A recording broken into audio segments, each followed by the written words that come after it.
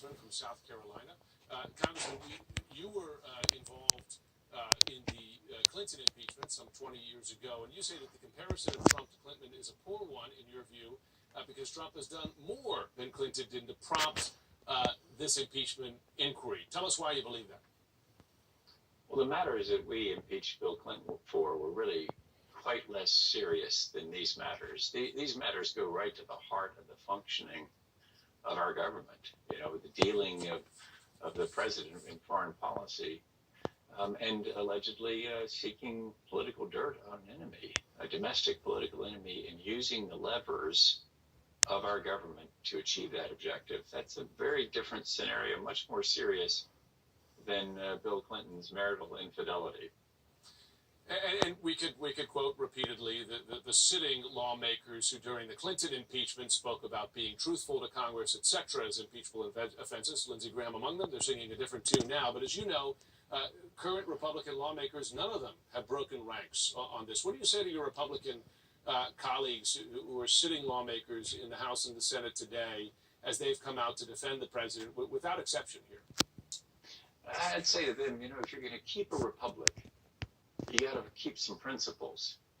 And surely the principle is of fairness and of the rule of law. And I just asked my Republican friends, if Barack Obama had done any of these things, would we have impeached him?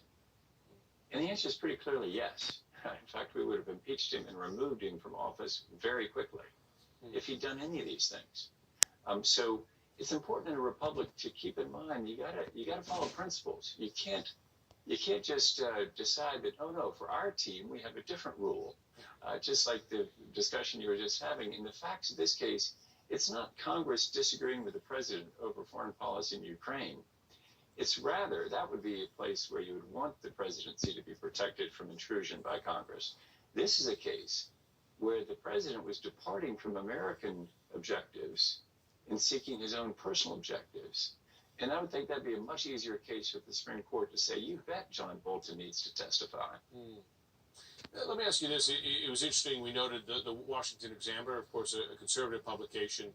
It recently had an editorial making the following argument, that some wrongs aren't impeachable, but that doesn't make them right. In effect, the Will Hurd position, which is that the president's behavior as it relates to Ukraine was inappropriate, but not impeachable. What's your answer to that argument?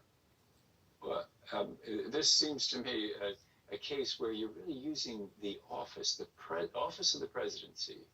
The allegation is that he held up foreign aid to a country engaged in a hot war in order to get them to make statements that would be advantageous to President Trump in his political race. It's clearly, it seems to me, if we were following principles, we would say, doesn't that sound like an abuse of power to you? And again, for my conservative and fellow Republicans, I'd ask, if Barack Obama had done anything like that, what would be our response?